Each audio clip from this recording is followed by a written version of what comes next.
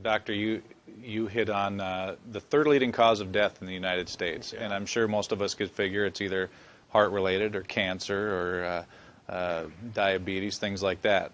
Can you clue us into what that is and why? Yeah, okay, and thank you for asking that, because this is the 10,000-pound gorilla in the room that nobody's talking about. The third leading cause of death, as published in the Journal of the American Medical Association, is MD-directed treatments. This means you go to a medical doctor, an MD. He gives you a treatment and you die from it. According to the United States Department of Health and Human Services, 15,000 Medicare patients a month are killed by MD treatment, and nobody goes to jail. A handful of terrorists fly 2 planes into the Twin Towers. 3,500 people die, and we go to war.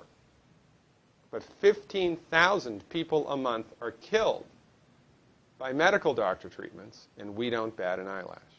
This is because we have been, I don't want to say brainwashed, that's not the correct term, but we have been, for the last 100 years, kind of led into this false belief. You know, I think it was Marcus Welby that started it, that the medical doctor is king and knows everything about everything.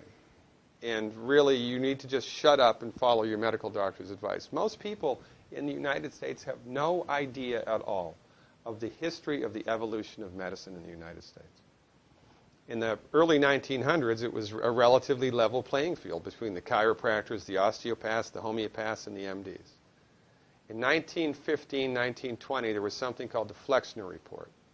The Carnegie Corporation funded this man named Abraham Flexner. He went all around the country, and he went on stagecoach and train and horseback. This was before the interstate highway system, right? It took Flexner 5 years to do this. He went all around the country and did an inventory of all of the medical schools that prescribed drugs.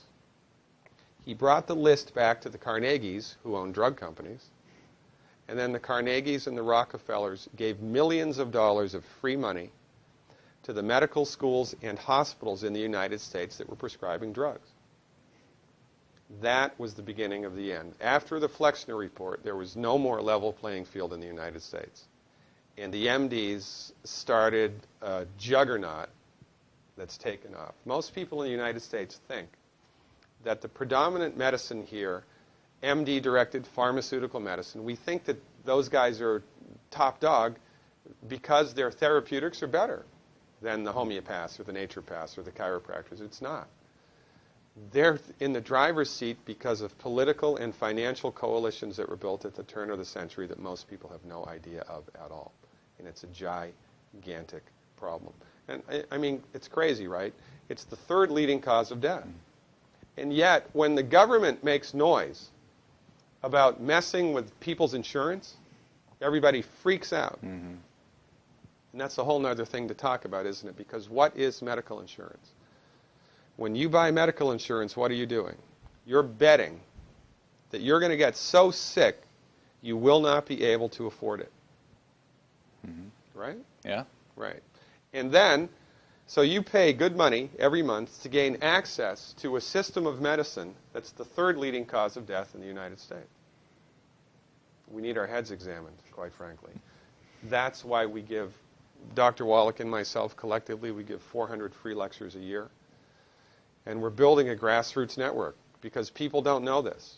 I mean, people, I come to my lectures and they look at me and say, couch potatoes live longer? Medical doctors are the third leading cause of death? You know, what's going on here? We're like the people, you know, in Galileo's time saying, hey, everybody, you know, it's the sun that's at the center of the solar system, not the Earth. Well, hey, everybody, the Earth is round, it's not flat. Or, hey, everybody, slavery's a bad thing. Right? This is we have a social agenda here. Why do we have a social agenda? Because people are suffering needlessly.